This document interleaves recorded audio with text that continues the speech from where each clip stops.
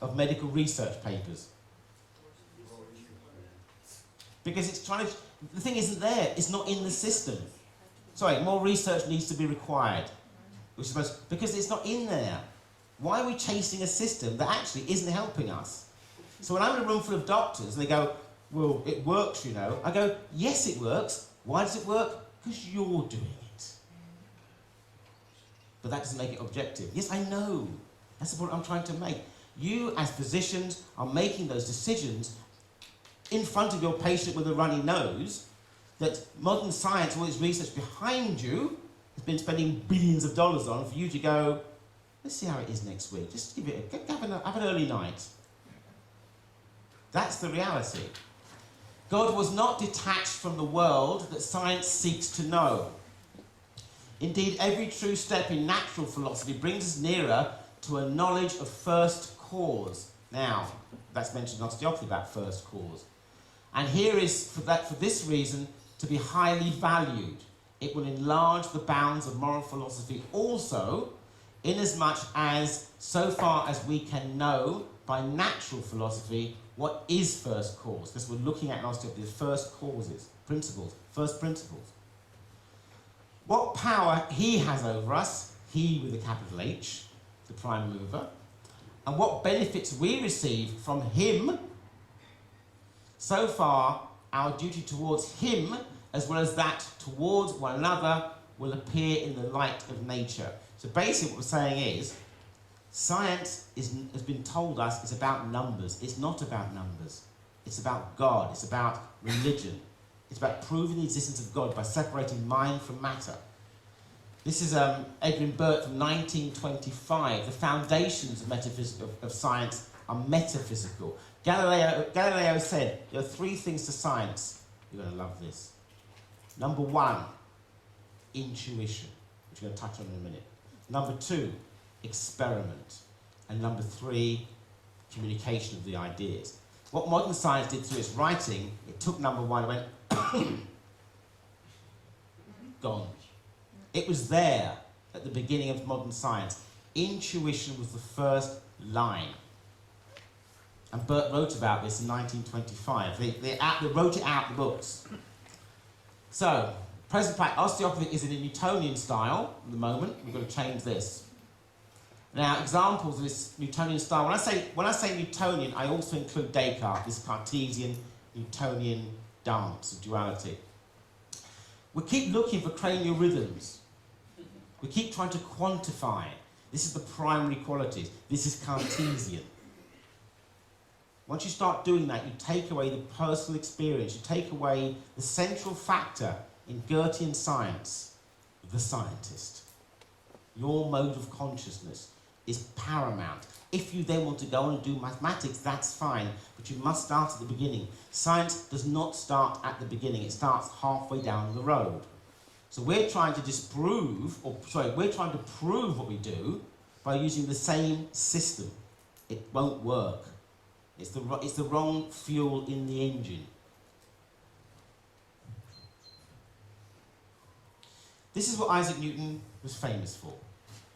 This is his legacy to the world. Isaac Newton spent his time running around Cambridge University lending money to people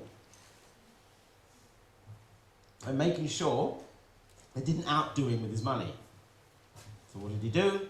He took his coins and he marked them on the edge. This is why we have the ridges on coins, because of Isaac Newton's work. There is no reason for it otherwise. It's a tradition. There's no ridges here. We now use it as part of recognition for a coin. This was the work of Isaac Newton. There you go. Oh, and one last funny story. This is called the Mathematical Bridge at Cambridge University. Isaac Newton put it together. He put it together under its own weight. There were no bolts, it literally locked in. About 15 years ago, they decided to renovate it. They took it apart. They couldn't put it back together again. So now, you see the bolts holding it together. Isaac Newton was a very clever man. I'm not saying he's not clever, very clever. Very, very clever man. But religion was overpowering at the time. Religion was heavy. If you've been to Cambridge, who hands up has been to Cambridge University? Anybody been? You know, this is the site for Harry Potter films. This is like, it's breathtaking. You feel like you're on a film set, but it's not, it's real. You go to some of the colleges, this college began in 14 something, the date, you think, is that the time? But no, it's the date. They had education, but this is the church. That's why it looks like churches. It's magical, Cambridge University. I go about once or twice a year, whether my children want to come with me or not. They're coming. Max not going to love it up there, you don't run wild. So, where does this all lead? This leads to fragmentation. This leads to localization. This leads to cranial, visceral, structural. Yeah, we don't believe in it, but we're still using the language. And once you use the language, you see it. You perceive it. Language is powerful. 80 still didn't need it. This happened after Hildreth, McKone, all these intellectuals started coming into osteopathy. They wanted to do what he did. So let's break it into smaller pieces. No, we've gone the wrong way. We're left wandering the streets as osteopaths, intellectually going, I don't know where I am, but I can treat these people and they seem to get better, but I can't explain it. I know, because the system we're using to explain it by is faulty. It's damaged by a bloke sitting in a room for 9 years looking into a stove. He was damaged. He never got up before midday. In fact, the Queen of Sweden, I think, wanted him to become her tutor, if anyone knows this story. She used to get up really early, like 6 o'clock in the morning. He died within a few months from pneumonia, because the stress of getting up in the morning. So he used to lie in bed going, I think, therefore I am. You know, this is the whole basis of modern society. Guy lying in bed, didn't get up before 12 o'clock. So John Locke took this side. So again, we can all laugh, but this is what we're doing all the time. This is what's mucking our profession up, not understanding this and being casualties of this way of thinking. And this is why I thank Henry Bortoff saying to me, Guy, you've got to go back to go forward. Tidy up the mess. Yeah. So John Locke took on these qualities even further, these numerical qualities and these perceivable qualities. Galileo, that which, again, can be mathematicized, is placed, that which can't be mathematicized, is placed in the person. The fact that you're doing the mathematics has got nothing to do with it. We do this primary secondary qualities again. Just move on a bit. And then David Hume took it on. Very powerful man. Again, 1738. This is all. This whole idea of mathematics is rooted within Western philosophy. The primary secondary qualities, according to David Hume, were a fundamental principle of modern philosophy. So even with our science, it's seen as fundamental to break things up. I can't tell you how deep it is. I'm going to slowly weed it out of you this morning. And then, of course, Immanuel Kant. Now, Immanuel Kant was very clever. He decided, actually, what if I put these things back together again? It's okay putting them back together again. The problem is they were never apart in the first place. So he was like what I call the guy who was the magician of philosophy. He seemed he seemed to give any perception, like the emperor's new clothes. He seemed to be the one who was the best philosopher ever because he put mind and body back together again. I'm going, no, it wasn't apart in the first place.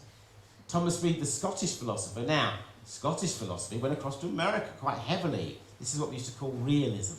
Direct realism. So this is Scottish influence across in America, primarily from Thomas Reid. So a lot of the American frontiers people were, they were up against it. Frontier land, it was real. Well, it was snake, real. Secondary quality, no. Primary, gonna bite you. So this is why this whole idea of this Missourian approach of show me, this straight to realism. There's nonsense in between. So yes, here we go. Thomas Reid. The intellectual powers of man. So he knew that our thinking was really important. Way back then. Whenever that was, 18th century. So, key points. There is no separation between thinking and the world. There is no connection. There is no connection. You can connect a train and the carriages together. You cannot connect us and the world. We're in it. It's language that makes us perceive that we're outside, and the clever people have connected everything together. I've got a friend who's a magician. So when he does close magic, he rolls his sleeves up, and you think, oh, yeah, I can see if he's cheating now. He rolls his sleeves up, he does the magic. He does it in front of your face. He said, it's easier to deceive you the closer I am to you. There is no connections in the human body. There are connections between a train and the carriages. We must watch our language. Eyes don't see, we see with our eyes. Hands don't palpate, we palpate with our hands. So our state of consciousness is vital to how we perceive. So, key points. We experience as the world. We experience as the world. There's no me and you. So, there is no disconnection. So, if I take... right. So I say to a lot of my students, and this is the weirdest thing, glass, bowl, glass.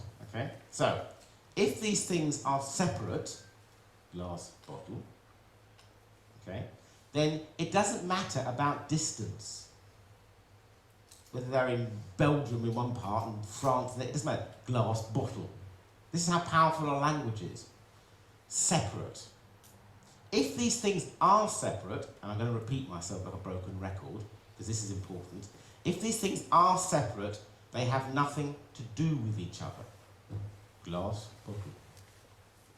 If these things are separate, and they approach each other, they are still separate. What would happen if these two things are separate as they approach each other? They have nothing to do. What should happen? Any ideas from the audience? Wakey? What's that? They should go through each other. They don't.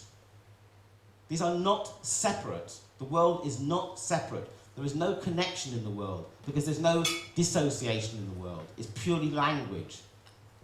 That's weird. It's only weird because this is how the magicians work. They know how we think. It's how magic works. They know they can deceive you all the time. That's what science does to us. It deceives us. No body-world separation. Palpation and auscultation is experienced. When I do cardiology, when I teach cardiology, I teach it in this fashion. So I am not listening to the heart. I am the heart. Because there's no separation.